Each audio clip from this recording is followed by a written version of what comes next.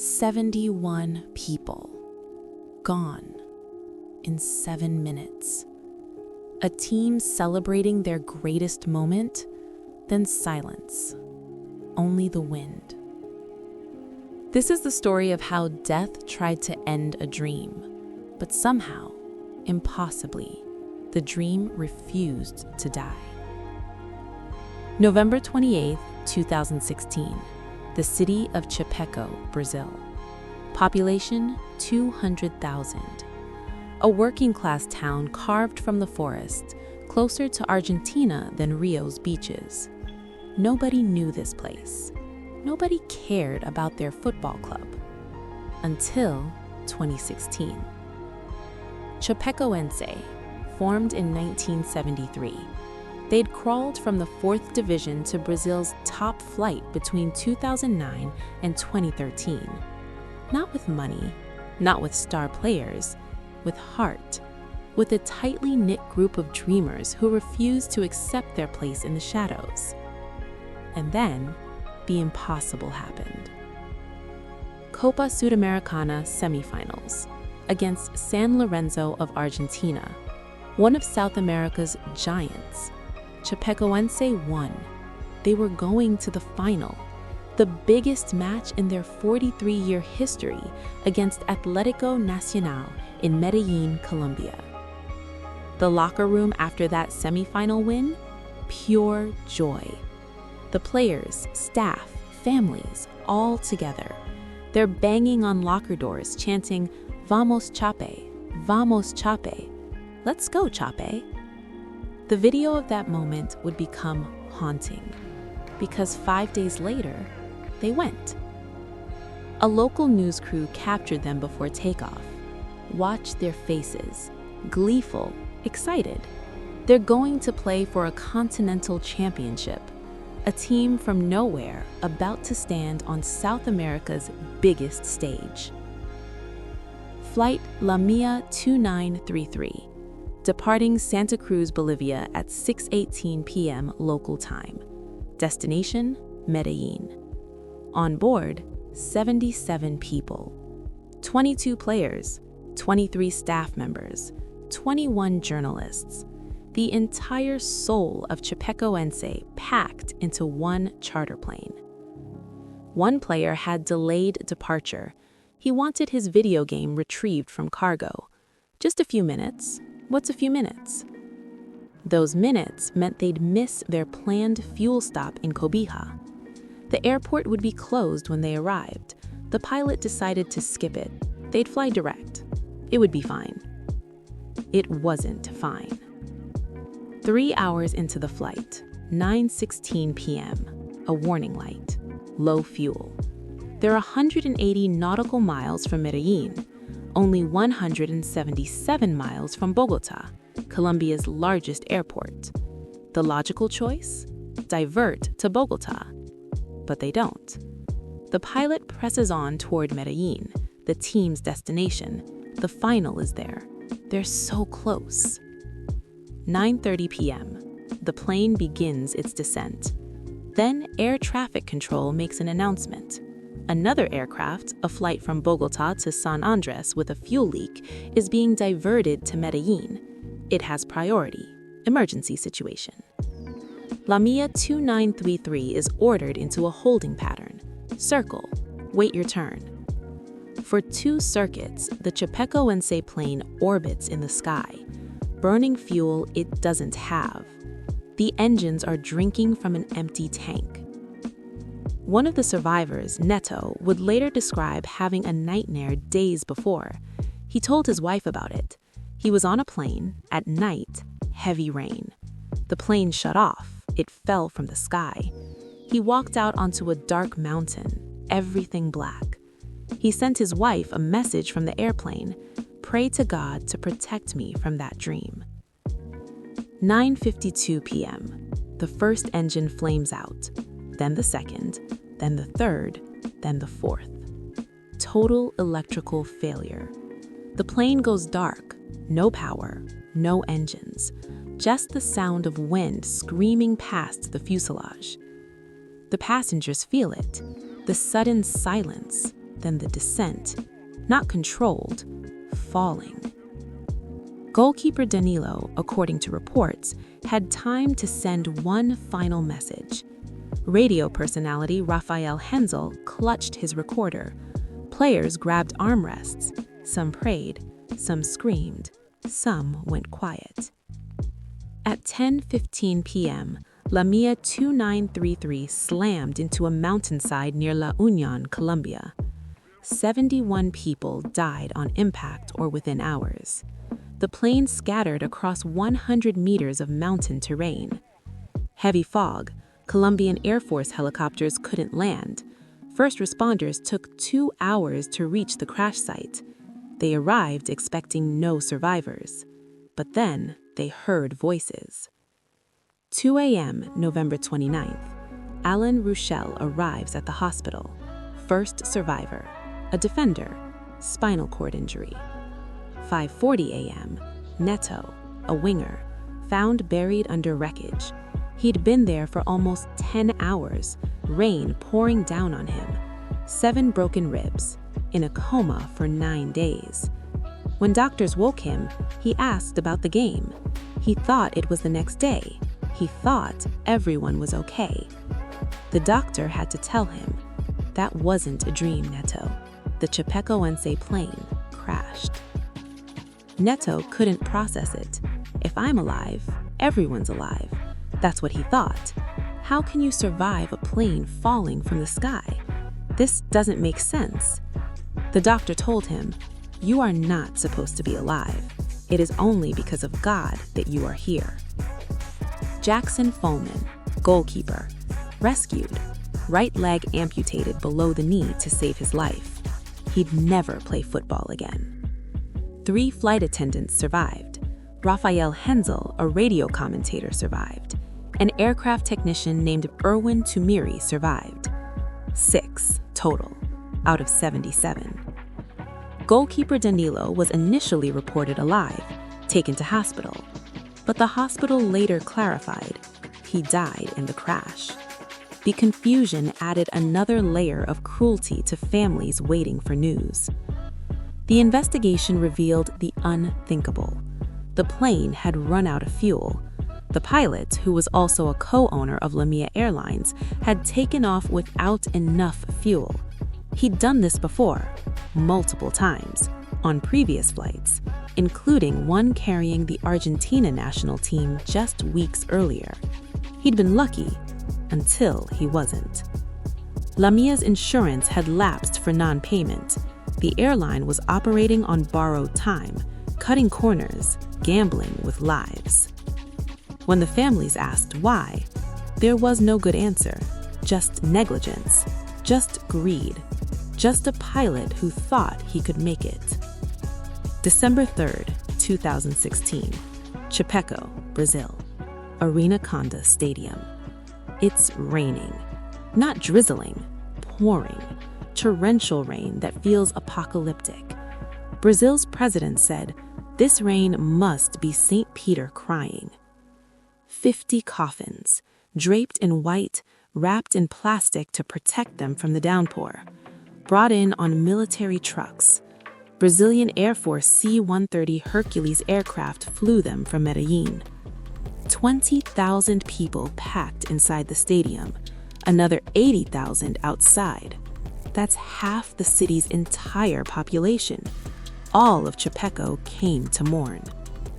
Chiquinho, the groundskeeper, stands in the rain, water in his pockets, running down his shoulders, squishing through his shoes. He can barely hear the music, can barely see the coffins through the rain. But he has a job. This stadium is his home. These people were his friends. Goalkeeper Danilo used to joke with him about the bare patch at the end of the field. Now Danilo is in one of those coffins. Aline Machado stands there holding a photo of her husband, Felipe. She's angry. So many questions. Why did a Brazilian team hire a Bolivian airline? What was the pilot thinking? Felipe died on his father's birthday. Osmar, Felipe's father, reads every news report, getting angrier. LaMia was a twice-failed Venezuelan airline whose name was sold to Bolivian investors and relaunched in 2015, barely a year old. The families are given medals. The 3 surviving players, Ruschel, Neto, and Fulman, are wheeled out in wheelchairs and on stretchers. They lift a trophy, the Copa Sudamericana trophy, because, in an unprecedented act of sportsmanship, Atlético Nacional, their opponents-to-be, asked South American football's governing body to award Chapecoense the championship. For our part, and forever, Chapecoense are champions of the 2016 Copa Sudamericana. CONMEBOL agreed. Chapecoense were declared champions.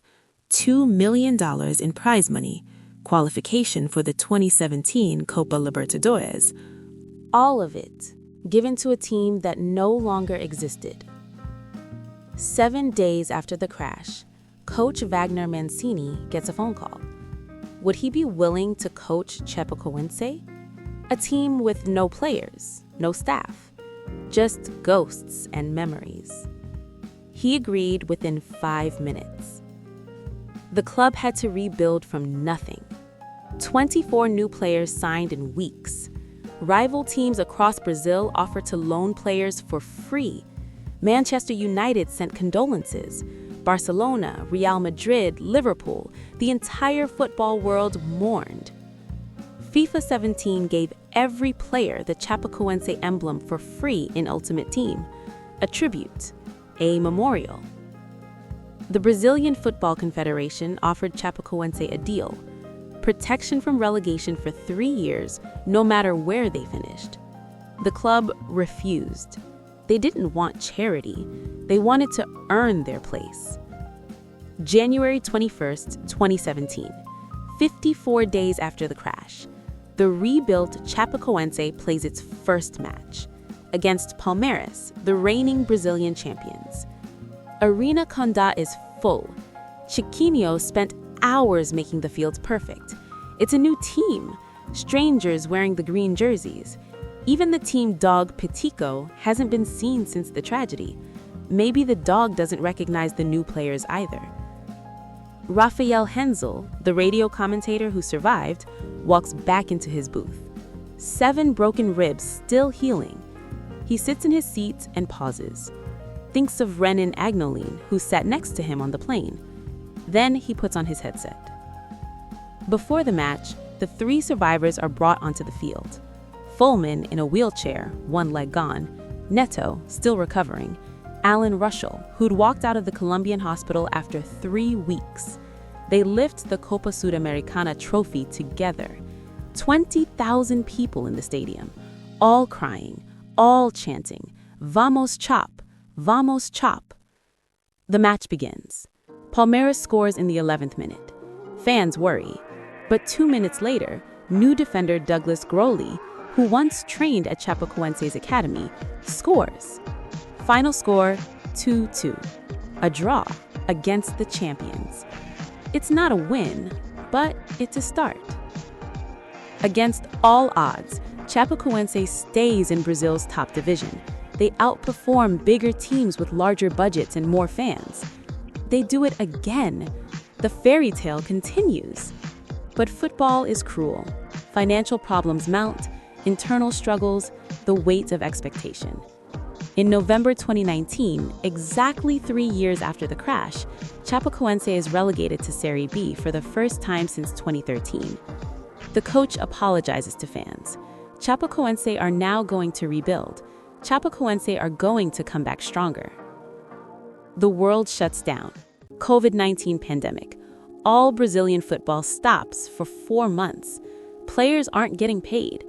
Then, in December, club president Paulo Magro dies from COVID complications.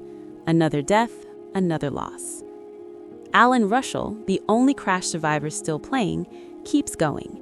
The group understood the identity and essence of Chapecoense, he says. We left aside the countless difficulties and pursued a single objective.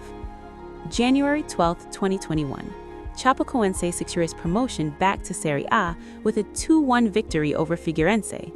January 30th, They win the Serie B title, 3-1 over Confianza. Russell, now 31, lifts the trophy, the only crash survivor on the field. He has 2 birthdays now, August, when he was born, and November 29th, when life began again. But the struggle isn't over. Chapecoense gets relegated again. The cycle repeats, up and down, fighting, falling, rising. November 24th, 2025, nearly 10 years to the day after the crash. Final day of Brazil's Serie B season. Chapecoense needs a win and help from other results. Established clubs like Coritiba and Atlético Paranaense already secured promotion weeks ago, but Chapecoense has to fight until the last minute. They win their match, their rivals slip, the math works out. Chapecoense is promoted to Serie A. 10 years, a plane crash that killed 71, relegation, pandemic, death of a president, financial crisis, and now they're back in Brazil's top flight for the 2026 season.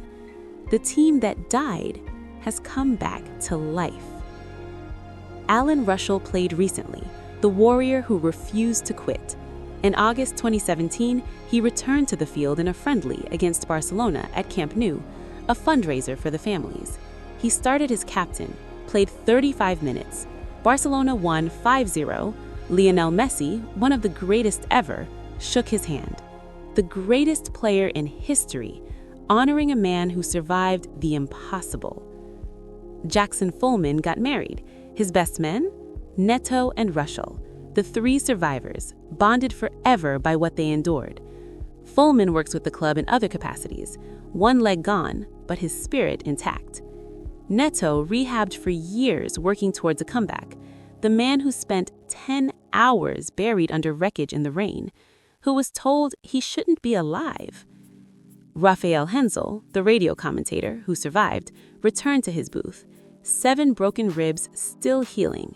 He sits in his seat and pauses, thinks of Renan Agneline, who sat next to him on the plane. Then he puts on his headset. What is Chapecoense?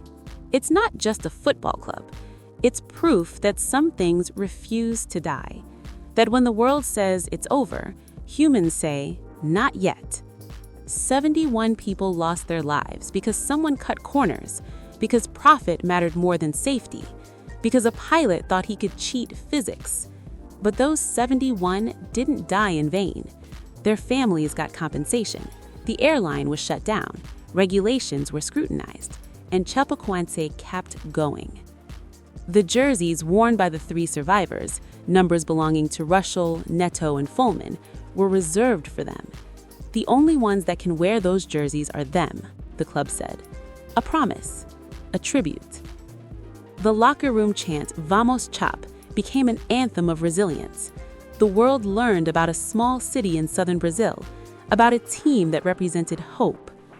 Roberto Canessa, a survivor of the 1972 Andes plane crash, the Uruguayan rugby team disaster, reached out to help the Chapecoense survivors. One tragedy recognizing another, offering solidarity across decades. From the 4th division to the Copa Sudamericana final, from 71 dead to promotion 10 years later, Chapecoense is the story nobody thought could be written. They lost everything, and they refused to stay lost. In 2026, they'll play in Serie A again, a decade after the crash. The team that died came back to life. Not the same, never the same, but alive. And every time they take the field, 71 names are carried with them. Every goal, every win, every moment. Vamos Chap. Let's go Chap. They're still going.